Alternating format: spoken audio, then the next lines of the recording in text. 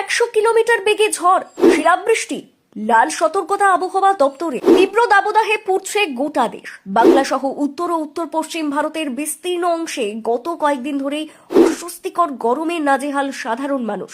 তবে এরই মাঝে বড়সড় স্বস্তির পাশাপাশি আতঙ্কের খবর শোনালো আবহাওয়া দপ্তর। আগামী 48 ঘন্টার মধ্যে দেশের একাধিক রাজ্যে ভয়ঙ্কর ঝড় বৃষ্টির পূর্বাভাস জারি করেছে হাওয়া অফিস। কোথাও কোথাও ঝড়ের গতিবেগ ঘন্টায় 100 কিলোমিটার পর্যন্ত পৌঁছতে পারে বলেও আশঙ্কা প্রকাশ করা হয়েছে। পরিস্থিতির গুরুত্ব বিচার করে জারি করা হয়েছে লাল ও কমলা সতর্কতা। আবহাওয়া দপ্তর সূত্রে খবর, দিল্লিতে 28 মে পর্যন্ত তীব্র গরম ও লু পরিস্থিতি বজায় থাকলেও 29 মে থেকে আচমকাই বদলে যেতে পারে আবহাওয়া। দিল্লি, হরিয়ানা এবং চণ্ডীগড়ে প্রবল ঝড় বৃষ্টির পূর্বাভাস দেওয়া হয়েছে। ওইসব এলাকায় ঘন্টায় 80 থেকে 100 কিলোমিটার বেগে ঝোড়ো হাওয়া বইতে পারে।